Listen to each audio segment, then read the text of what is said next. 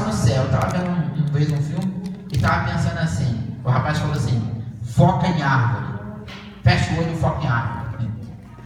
Mas porque eu não sei mexer em árvore, fecha o olho e foca em árvore. Ele fechou e começou a produzir um bonsai. Deixa eu falar uma coisa, fecha o teu olho agora e foca em Deus. Fala assim, Senhor, eu não vim nessa noite fria à toa não.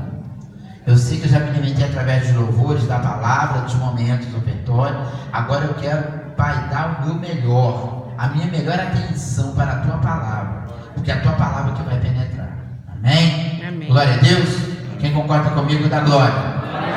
Amém? Fica ligado, porque hoje pode ser a palavra que está esperando desde o início do ano, chegou agora, na primeira semana de junho. Amém? E eu quero convidar uma irmã para estar aqui orando. Eu quero dividir essa honra.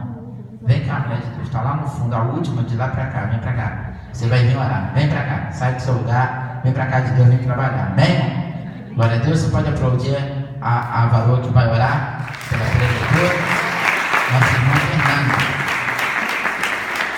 Amém? Ela vai estar orando pela nossa irmã Carolina, no nome de Jesus. Saúde os irmãos com a paz do Senhor, amém? Amém. A gente pode se colocar de pé.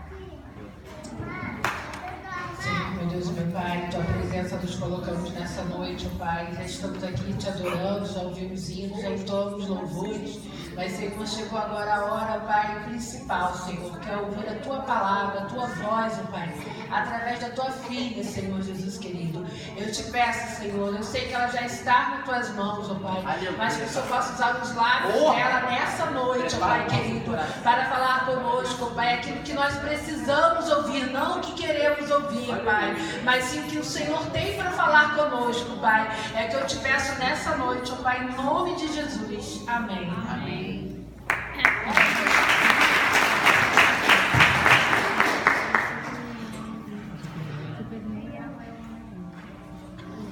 Paz do Senhor a todos, boa noite. Estou muito feliz com o convite do pastor Marcos para estar aqui pregando. O pastor Zé Carlos mandou um abraço para todo mundo. Ele não pode estar presente hoje, mas ele mandou um abraço para vocês. E vamos abrir a nossa Bíblia em Juízes 6. A gente vai começar no versículo 6, depois vamos para o 12.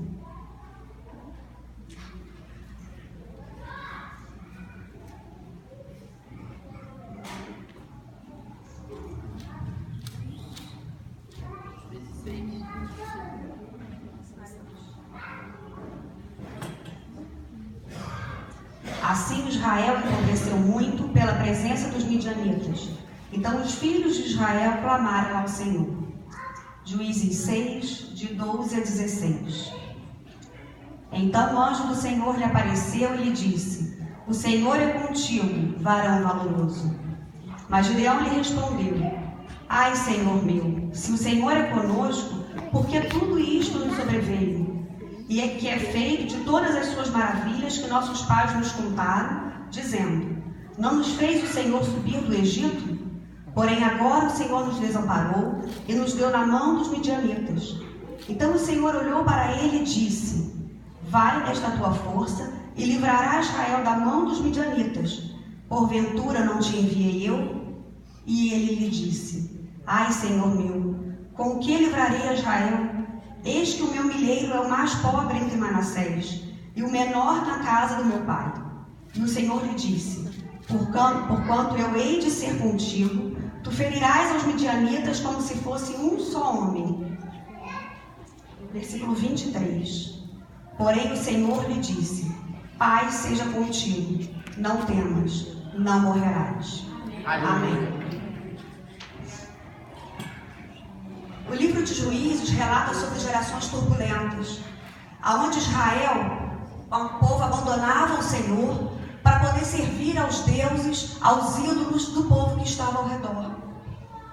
E com isso, essas apostasias que Deus abominava naquele momento ali, eles começavam a pagar por aquilo tudo. E quando eles viam que as coisas apertavam, quando eles viam que as coisas não estavam indo bem, eles começavam a clamar ao Senhor que Deus nos livrasse daquilo tudo. Então, nesse momento, Deus levanta libertadores chamados juízes. E esses juízes vinham para poder ajudar esse povo a vencer essas opressões, a vencer essas coisas que tiravam eles da presença de Deus. E assim acontecia. Eles conseguiam vencer, eles conseguiam passar por cima daquilo tudo ali. E aquele juiz, enquanto tinha vida, o povo mantinha a obediência. O povo se mantinha na presença de Deus. Só que quando aquele juiz morria, eles voltavam novamente a adorar os deuses dos povos que estavam ao redor. E mais uma vez o ciclo começava. E Deus levantava outro juiz. E outro juiz ajudava novamente. Até que veio um ciclo muito grande. Veio um ciclo de 7 anos. Que os midianitas começaram a atacar fortemente Israel. Como era um período muito longo, Israel começou a ficar muito abatida. Começou a se sentir fraca. E começou a clamar novamente a Deus. E com muito choro, com muito clamor a Deus, Deus ouviu o choro daquele povo e falou: não, dessa vez eu vou agir de forma diferente. Chega, porque de todas as vezes que eu agi daquela forma, não adiantou. Cada vez que um juiz morria, eles começavam a adorar outros deuses. Eles começavam a se curvar diante de outros ídolos. E Deus falou: dessa forma vai ser diferente. Então, dessa forma, nessa vez, ele levanta um homem tímido.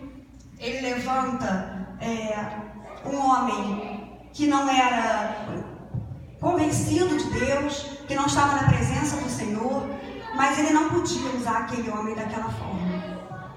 Quando a gente fala nesse momento aqui sobre os Gideões, que eles são perseguidos pelos midianitas, por que o nome midianita? Midian era filho de Abraão. Sara morreu, Abraão teve concubinas. Uma das suas concubinas se chamava Quetura. Dentre os filhos estava Midian.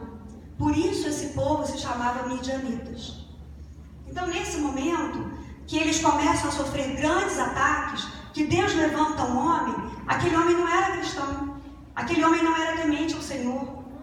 Então ele começa a pensar da seguinte forma: eu vou levantar esse homem, mas ele tem que dar exemplo. Aleluia. Então ele converte aquele homem chamado Jerubaal, e aquele homem começa a ter o quê? Um conserto com Deus. Porque como é que eu posso querer que o meu amigo, que o meu vizinho, que o meu colega de trabalho mude se eu não tenho mudança na minha vida? Como é que eu posso querer fazer que o outro mude se eu não tenho bom testemunho? Então o que ele fez? Primeiro, você vai consertar a tua casa. E assim Jerubaal faz.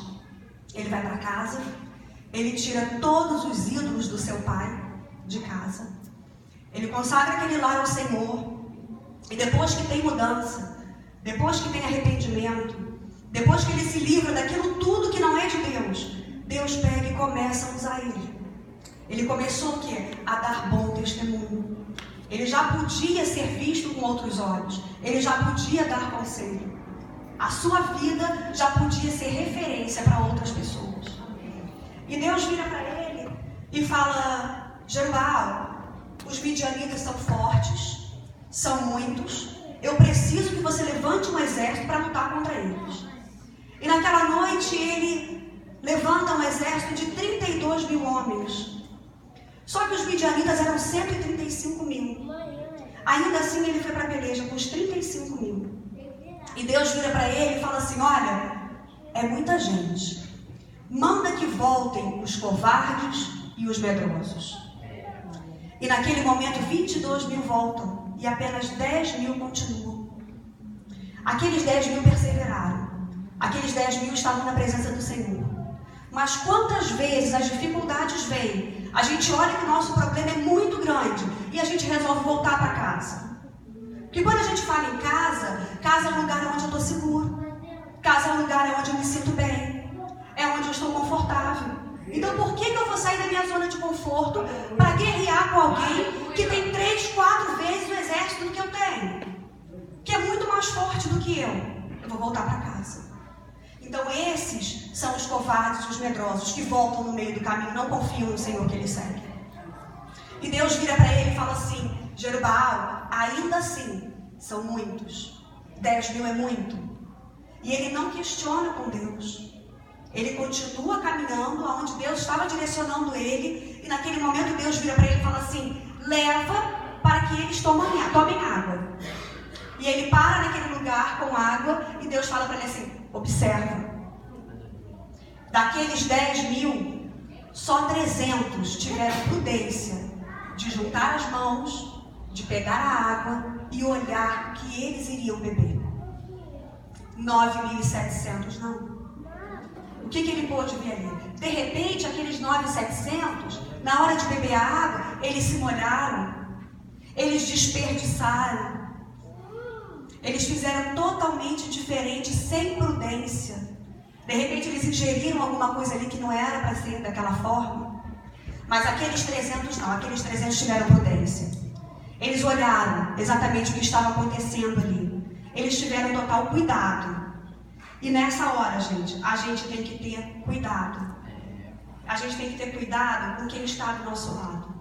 A gente tem que ter cuidado com as alianças que a gente está fazendo. A gente tem que ter cuidado com aqueles que a gente está escolhendo para guerrear conosco. Porque não podem ser imprudentes. Porque não podem estar fora da presença do Senhor. Porque as pessoas que estão conosco são pessoas que têm que nos ajudar, que têm que nos fortalecer, que têm que caminhar com a gente mais uma légua, se assim preciso for. Ele vira para ele e fala: olha, fica tranquilo, vamos com os 300. E o que a gente pensa nessa hora? Eu preciso de mais soldados. Mas não, mas Deus faz diferente. Deus diminui, Deus reduz. É quando Deus vem para a minha vida e para a sua e vira do avesso. Vira para o seu irmão do lado e fala assim: o avesso de Deus é bom. O avesso de Deus é bom. Fica tranquilo. Quantas vezes a gente se sente ameaçado? Então a gente tem que parar e ver a diferença no povo de Deus. A gente tem que ver a diferença dos que são separados, a diferença dos que são escolhidos. Porque as coisas na presença do Senhor não podem ser feitas de qualquer forma. E daqueles 300 que permaneceram, ele para e analisa. Ficou menos de 1% do que ele tinha escolhido. Se antes era 40 contra 1, agora eram 400 contra 1. 450 contra cada um daqueles que Jerubaal levantou para guerrear contra os midianitas. A estratégia de Gideão, que era o Jerubaal, que significa lutador, foi o seguinte: à noite nós vamos cercar o acampamento dos midianitas, nós vamos usar tochas, trombetas e cântaros, e quando eu der o sinal, vocês vão fazer conforme eu disser a vocês. E quando o sinal veio, eles começaram a tocar as trombetas e quebraram os cântaros, e naquela hora o Senhor fez o milagre ali. O Senhor fez com que os midianitas saíssem das suas cabanas totalmente desnorteados. E a vitória veio sobre os opressores. Irmãos, Gideão, ao ouvir o chamado do Senhor, ele recrutou 32.000. Ainda assim seria pouco, se a gente for pensar pelo nosso braço, pela força do nosso braço. Mas Deus não, Deus reduziu a tropa dele para 300. Em nenhum momento, Deus, ao reduzir a tropa dele, reduziu os inimigos. Os inimigos continuaram em 135.000. Por que Deus reduziu? Porque a vitória ali não estava na quantidade. A vitória ali estava nas mãos do Senhor. Então, por que essa redução aconteceu? Porque se ele fosse com 32.000, iam dizer o quê? A vitória veio porque os soldados eram muitos. Mas não. A vitória veio por quê? Porque o Senhor estava à frente de tudo ali. Amém. A vitória veio naquele momento que houve obediência. Então, muitas vezes, quando Deus tira pessoas de perto de você, quando Deus te tira de certos lugares, quando Deus tira certos amigos da sua vida, simplesmente porque não é daquilo que você precisa, Deus vai levantar outro. Não é daquilo que Deus precisa na sua vida. Então não questiona se aquele convite não chegou na sua casa. Não questiona se aquele convite não chegou no seu WhatsApp. Não questiona se você não vai para aquela festinha que você sempre foi. Não foi fulano que não te convidou, foi Deus que não permitiu. Foi Deus que te tirou daquele lugar. Foi Deus que não permitiu mais que você fizesse parte da roda dos escarnecedores. É naquele momento que Deus vem te levantar pelo braço dele, não pelas pessoas que se diziam suas amigas. E a gente para muitas vezes para questionar, para fazer biquinho. Por que isso? Por que fui excluído? Deus, eu não quero assim. E Deus vira pra gente e fala: para de bico, para de pirraça. É do meu jeito vai dar certo. Do meu jeito eu vou te levantar. Do meu jeito a vitória vai chegar para a sua vida. Porque a partir do momento que nós estamos no reino de Deus, quem conduz é Ele. Quem traz a vitória é Ele. Porque quando Deus manda, até o diabo obedece.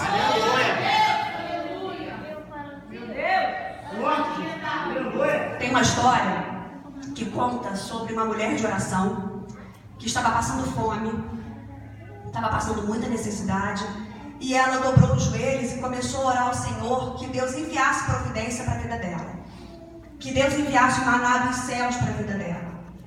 E tinha uma vizinha dela que não gostava dela. E a vizinha pega, fica sabendo que ela está passando aquela luta, porque vizinho sabe da vida de todo mundo, e fala assim: bom, eu vou montar uma cesta, eu vou consagrar o diabo e vou mandar para ela. Assim eu vou acabar com a vida dela de uma vez por todas. E ela chama o cara e fala assim: olha, leva essa cesta lá na casa da fulana, daquela crente lá. Leva na casa dela. E deixa ela receber. Ela de joelhos, a campainha toca, ela vai atender e vem esse rapaz que ela nunca viu na vida. E o rapaz vira para ela e fala assim: aqui, mandaram te trazer. Ela: glória a Deus, Senhor. Obrigada pelas tuas respostas. Obrigada pelo maná que o Senhor me enviou. E ela consagra aquela comida, ela consagra aquela cesta farta ao Senhor. E ele vira para ela e fala assim: vem cá, você está aí glorificando? Você está aí agradecendo? Está aí consagrando? Você não vai perguntar quem te mandou isso aqui, não? Ela falou: não, porque quando Deus manda, até o diabo obedece. Então é dessa forma que Deus faz. Nós temos que parar de bater o pé. Nós temos que parar de fazer pirraça, de fazer cara feia quando o convite não chegou. Porque Deus vai tirar essas amizades da tua vida. Porque Deus vai te tirar desse trabalho que não edifica você e vai te colocar no muito melhor do que esse. A gente não precisa murmurar. A gente não tem que murmurar. A gente tem que glorificar. Foi conforme o pastor falou: louva. Louva a Deus. Meu marido veio aqui, deu esse testemunho em relação ao louvor. E o engraçado é que ele não sabe, vai saber agora. De sábado para domingo eu tive um sonho que tinha uma criança endemoniada e eu orava por ela. E eu orava e tinham outras pessoas comigo, parecia que era uma igreja, e o demônio não saía. E eu comecei a louvar, falei: irmãos, louvem, porque quando a oração não resolve, o louvor traz a vitória para a gente. Aleluia! E eles começaram a me questionar: por que louvar se a gente está orando? Eu falei: porque o diabo sai quando a gente louva. Então, que a gente comece a louvar. Tá na prova, louva. Tá na vitória, louva. Tá orando. Aonde você quiser, aonde você estiver, louva. Não se incomoda com quem está do seu lado. Louva. Deus vai tirar da sua vida tudo aquilo que te tira dos caminhos do Senhor. E Deus vai levantar outras pessoas para a sua vida, que vão te ajudar a perseverar e a se manter nos caminhos do Senhor. Porque Ele vai tirar de você. Se Ele já tirou do teu caminho hábitos, se Ele já tirou do seu caminho pessoas, se Ele já tirou do seu caminho empregos, não volta atrás. Talvez, se Gideão tivesse voltado atrás e tivesse dito: não, Senhor, eu vou levar os 32 mil, todo mundo aqui está junto para poder lutar e pelejar comigo. De repente a vitória dele não tivesse vindo. Então, se Deus tirou, não teima. Não faz pirraça. Aceita a vontade de Deus na tua vida. Porque certamente o melhor de Deus Ele entrega para cada um de nós. Amém, aleluia. Os costumes, os maus costumes, não vale a pena. Pelo preço alto que cada um de nós pode pagar quando a gente está fora da presença do Senhor. Algumas pessoas não vão gostar de você. Mas não é simplesmente por você. É porque o seu espírito irrita os demônios que habitam na vida deles. Lá em Apocalipse 3, 21, diz assim: você confiará nele o bastante para vencer os inimigos da tentação e do pecado. Ao vencedor, dar-lhe-ei sentar-se comigo no meu trono. Então, que a gente realmente possa recusar, possa realmente tirar dos nossos caminhos e aceitar o não de Deus. Porque quando a gente ora ao Senhor e a gente fala, nossa, Jesus respondeu a minha oração, não é só com sim. O não de Deus também é resposta. Então, quando estivermos orando e a gente escutar um não do Senhor, porque a gente tem que ter discernimento, quando é Deus falando e quando não é. Aceita o não de Deus. Aceita quando Deus vira a tua história do avesso. Porque o avesso de Deus é muito melhor do que o direito do homem. Eu agradeço a minha oportunidade. Em nome de Jesus. Maravilha. Você pode ficar de pé enquanto o Ministério Novo vai se preparar para a gente.